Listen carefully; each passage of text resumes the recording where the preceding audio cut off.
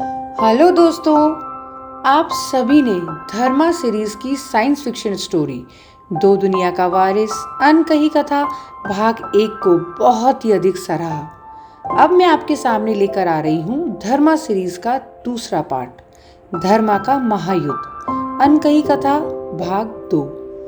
आपने धर्मा सीरीज के पहले भाग में सुना कि कैसे जोरो नाम का एक एलियन धर्मा को पृथ्वी से किडनैप करके एक पैरेलल यूनिवर्स में ले आता है।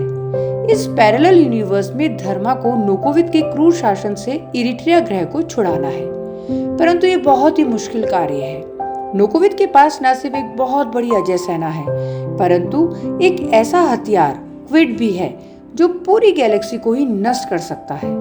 इधर धर्मा को पता चलता है कि लोग उसे सन ऑफ गॉड मानते हैं। धर्मा को जोरो, प्रोफेसर बोरो और लेडी तारा से मिलाता है। धर्मा को प्रोफेसर बोरो वो सब जानकारियां देते हैं जो उसके लिए जानना जरूरी है, और लेडी तारा धर्मा को जोर और इरिट्रिया के युद्ध के बारे में बताती है। धर्मा धीरे धीरे सब समझ जाता है, परंतु फिर ऐसा क्या होता है कि प्रोफेसर बोरो ही धर्मा को जान से मार डालने की कोशिश करते हैं, परंतु जोरो धर्मा को बचा लेता है। इधर धर्मा प्रोफेसर बोरो, लेडी तारा और जोरो को नोकोविद के हाथों पकड़वा देता है। धर्मा ने आखिर ऐसा क्यों किया? क्या था ये पूरा षड्यंत्र? आइए जानते हैं आगे की कहानी धर्मा सीरीज के दूसरे भाग में। धर्मा का महायुद्ध अनकही कथा भाग 2 साइंस फिक्शन स्टोरी अध्याय 1 नई शुरुआत। आज ये कोर्टरूम पूरी तरह से वर्चुअली भरा हुआ था। अनेक लोगों की होलोग्राफिक इमेजेस ने लॉगिन किया हुआ था और पूरे जौर साम्राज्य से अनेकों लोग इस मुकदमे को देखने के लिए बेताब थे। प्रोफेसर बोरो, लेडी तारा और जोरो, ये तीनों अपराधी जौर साम्राज्य में चर्चा का विषय थे। कुछ इन्हें बहुत ही हेय और नफरत की दृष्टि से देखते थे और कुछ के लिए वो हीरो थे। प्रोफेसर बोरो जौर प्लैनेट के कैपिटल सिटी नोडोल के किसी सिक्योर जेल में था और तारा और जोरो को किसी अन्य जेल में रखा गया था, और तीनों की होलोग्राफिक इमेजेस उस कोर्ट रूम में आरोपी के एक अलग कैबिन में थे। प्रोसिक्यूटर अपना पक्ष रखे, जज ने बहुत ही गंभीर स्वर में बोला।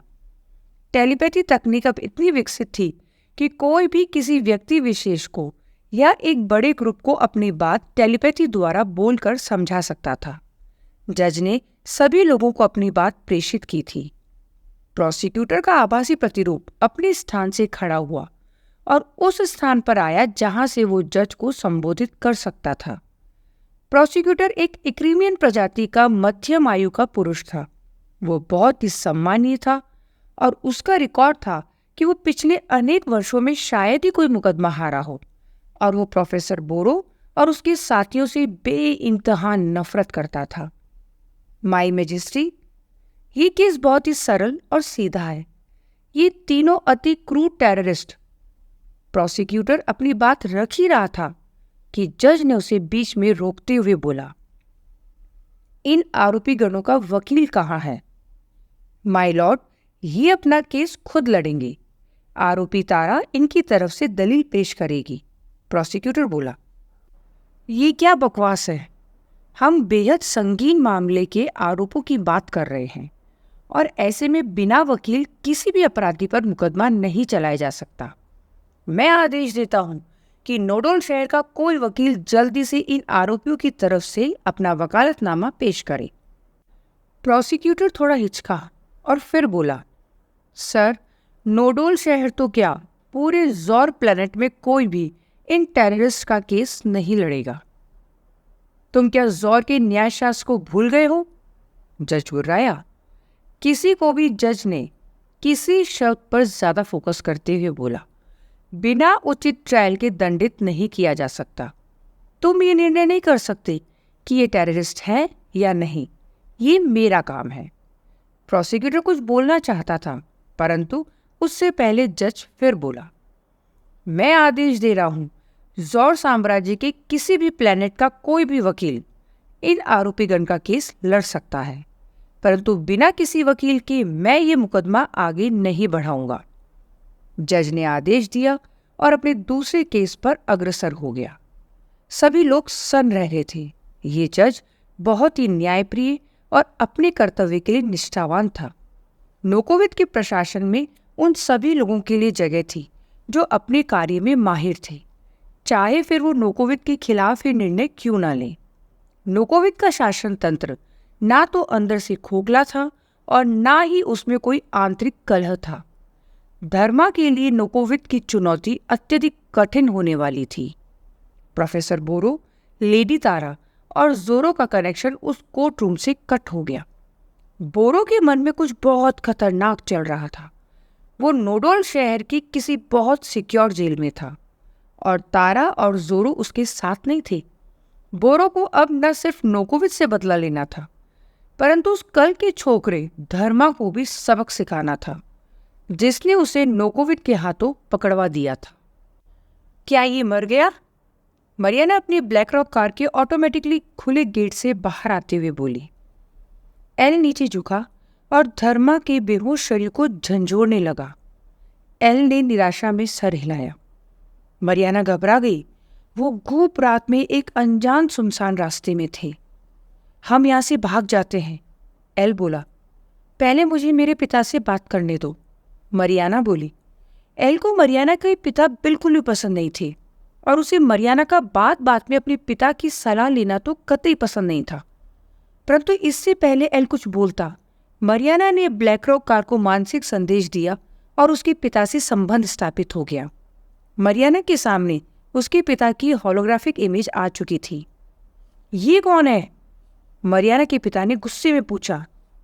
ये एल है, मरियाना बोली। अरे मुझे पता है इस नमूने के बारे में, मैं इस बेहोश आदमी के बारे में पूछ रहा हूं। पता नहीं, कोई इक्रीमियन सा लग रहा है, मरियाना बोली। फ्लैशी भी तो हो सकता है, एल बीच में बोला। मूर्ख, मैं खुद एक फ्लैशी हूं। मुझे पता चल जाता है कौन फ्लैशी है और कौन नहीं। इसका खून का रंग बरगंडी है, फ्लैशी का कारमाइन होता है, मरियाना बोली। एल को आज तक इन दोनों रंगों में अंतर नहीं समझ आता, परंतु मरियाना इतनी आसानी से फर्क जान लेती थी। मुझे पूरी बात बताओ, मरियाना के पिता ने क्रोधित स्वर में बोला। मैं और एल डिनर के बाद घूमने निकले थे और तभी ये आदमी हमारी कार के नीचे आ गया, मरियाना बोली। क्या? अचानक से तुम्हारी ब्लैक रॉक कार इस आदमी से भिड़ गई? मरियाना के पिता के स्वर में आक्रामकता और थोड़ी खुशी थी। वो खुशी क्यों थी, इसका अंदाजा ना तो मरियाना को था और ना ही एल को। हाँ, मरियाना ने हामी में सर हिलाते हुए बोला। चलो, तुम कुछ तो काम आई, वरना मुझे लगा कि पूरी जिंदगी तुम इस मूर्ख के साथ ही बिताओगी, मरियाना के पिता की होलोग्राफिक इमेज ने एल को देखते हुए बोला। मरियाना और एल को कुछ समझ नहीं आ रहा था। इस आदमी को अपनी कार में बैठाओ और फौरन घर आ जाओ, मरियाना के पिता ने आदेश दिया। मरियाना ने हामी में सर हिला दिया। वो कनेक्शन काटने ही वाली थी कि उसके पिता की होलोग्राफिक इमेज ने एल की तरफ इशारा करते हुए बोला, और तुम अपनी व्यवस्था खुद करो।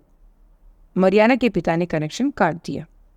एल को कुछ समझ नहीं आ रहा था। वो आखिरकार मरियाना का बॉयफ्रेंड था, परंतु वो कुछ कहता या करता उससे पहले मरियाना ने धर्मा के बेहोश शरीर को अपनी एक असिस्टेंट रोबोट को मानसिक संदेश देकर अपनी ब्लैक रॉक कार में रख लिया और खुद कार में बैठकर निकल गई।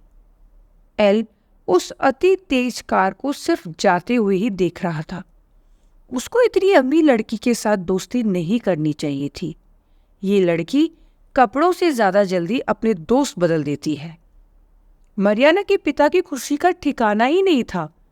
ब्लैक रॉक कार इरिट्रिया ग्रह पर बेनीज नामक कंपनी के द्वारा बनाई और बेची जाती थी। इस कंपनी का दावा था कि black rock car accident proof है और इस कार से किसी भी व्यक्ति को कोई नुकसान नहीं हो सकता। परंतु अब इस कार ने एक आदमी का एक्सीडेंट कर दिया था। बेनीज को अपने सेल कॉन्ट्रैक्ट के मुताबिक तकरीबन 1 लाख टिक का जुर्माना देना पड़ सकता था और उनकी बेइज्जती होगी वो अलग। आखिरकार उसकी पुत्री मरियाना, जिसे वो हमेशा से ही नालायक और मूर्ख समझता था, उसने उसे बहुत ही बड़ा फायदा करवा दिया था।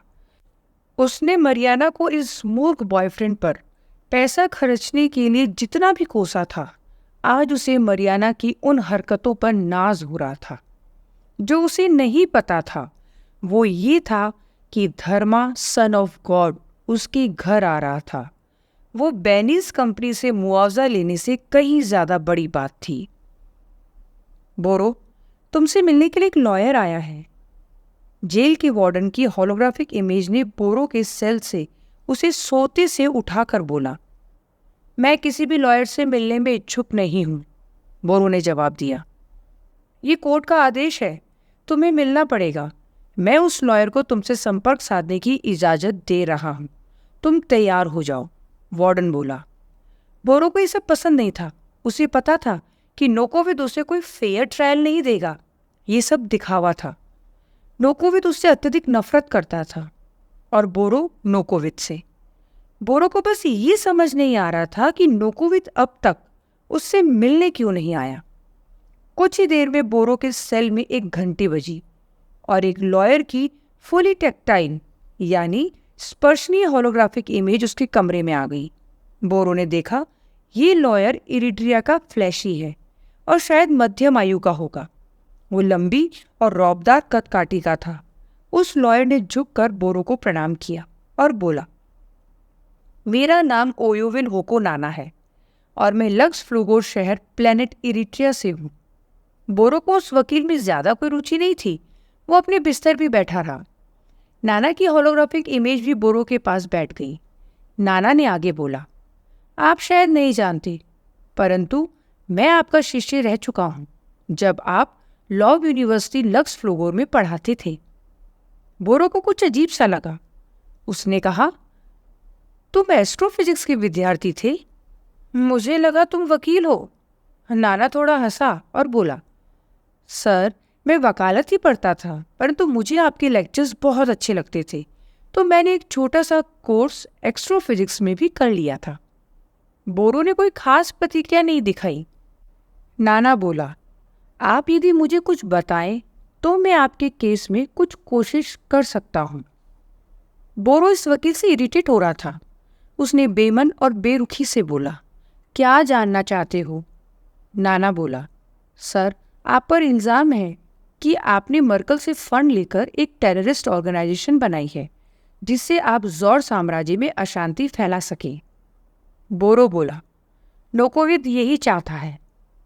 नाना बोला, सबको पता है कि मर्कल या थाइजर या कोई भी शक्ति नोकोविद से सीधे युद्ध नहीं कर सकती। उसके पास क्विड है, इसीलिए वो आपके जरिए आंतरिक कलह फैला रहे हैं।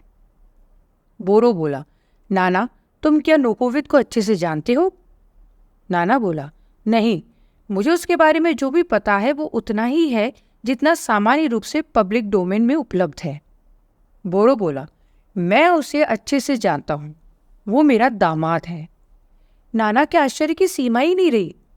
बोरो आगे बोला, और मैंने उसके साथ मिलकर क्विड नामक हथियार पर रिसर्च की है। वो हथियार मैंने बनाया था, उस मूर्ख नोकोविद ने नहीं। नाना को बहुत ही ज्यादा शौक लग गया। बोरो बहुत ही क्रूरता से बोला, ये ट्रायल बस एक मजाक है। तुम चाहे कितना जोर लगा लो, नोकोविद मुझे सजा देगा और फिर मुझे जेल में टॉर्चर करेगा। उसको मेरे से कुछ बहुत खास बात उगलवानी है, इसलिए ये टेररिज्म वगैरह का आरोप सिर्फ एक दिखावा है। नाना को कुछ समझ नहीं आया। बोरो चीखा, अब मेरे लॉयर, तुम जाओ, जाकर तारा और जोरो से मिल लो। उनको बचा सको तो बचा लो, मेरा समय बर्बाद मत करो। नाना को कुछ पूछना था, परंतु बोरो के तेवर देखकर वो घबरा गया। कनेक्शन कट गया और नाना का होलोग्राफिक इमेज गायब हो गई। नाना जौर प्लैनेट के शहर नोडोल के एक बहुत पॉश होटल में था। उसने फौरन अपने ग्रह इरिट्रिया जाने के लिए एक कमर्शियल एलियन स्पेसशिप बुक किया और इरिट्रिया के लिए निकल गया। जौर से इरिट्रिया लगभग 1000 प्रकाश वर्ष दूर था, परंतु अब एलियन स्पेसशिप ये दूरी कुछ ही घंटों में तय कर देते थे। नोकोविद की कंपनी इन शिप को बनाती थी और सुपर स्पेसवे को भी मैनेज करती थी, जिस पर ये शिप चलते थे। नोकोविट की कंपनी की मोनोपोली थी और वो बहुत ज़्यादा पैसा चार्ज करती थी, परंतु नाना बहुत अमीर वकील था और वह सिर्फ बोरो का केस लेने के लिए इरिट्रिया से ज़ौर आया था। उसे वो केस मिल गया, बोरो से मुलाकात हो गई। उसे अब वापस अपने ग्रह इरिट्रिया जाना था। नाना जैसे कुछ अमीर लोग ही इतना महंगा सफ़र अफोर्ड कर सकते थे। जल्द ही वो इरिट्रिया पहुंच गया और सीधे अपने घर गया, जहां उसका इंतज़ार कर रहा था वो अनजान शख्स।